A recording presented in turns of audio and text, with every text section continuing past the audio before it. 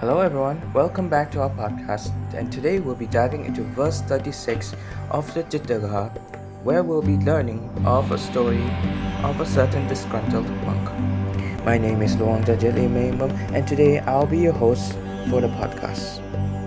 So as the story goes, once upon a time when the Buddha was living in the Jitavada monastery, he shared a story about a young monk who was once unhappy.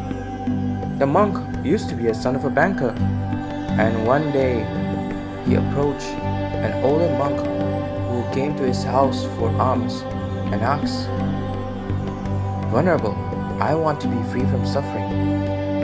Please tell me how I should be free from suffering. Please tell me what to do." And then the elder monk advised him. He said, "Give alms to those who need. Give food to those who are in need. Give shelter to people in the rainy season and other necessities in life." After that, the banker's son asked again, what other things he should do. The monk replied, "Divide your wealth into 3 portions.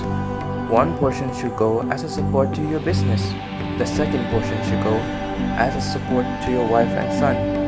And the third portion you give up in the name of the religion of the Buddha." So after following the eldest monk advice carefully, he divided his wealth and supported his family and helped others as suggested. He asked the monk what more he could do. The monk advised him to take refuge in the Buddha's teaching and follow certain moral guidelines, the 10 precepts. The banker's son followed this instruction and did very well.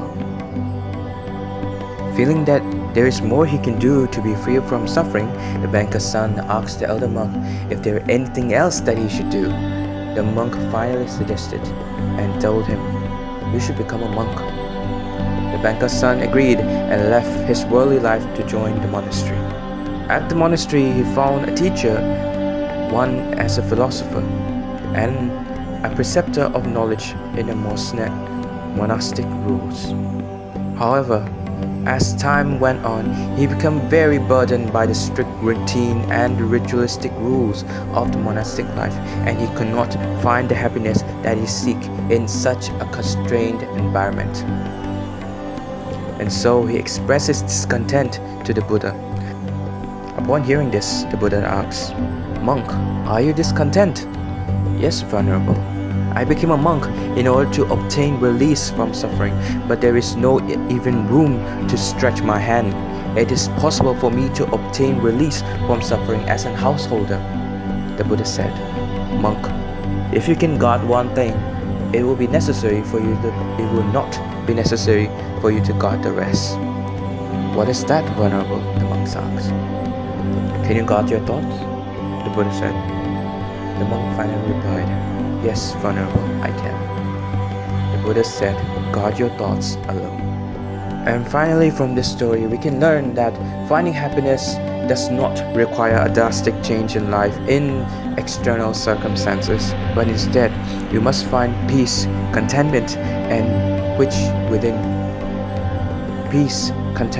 which come from within only by mastering our thoughts and emotions.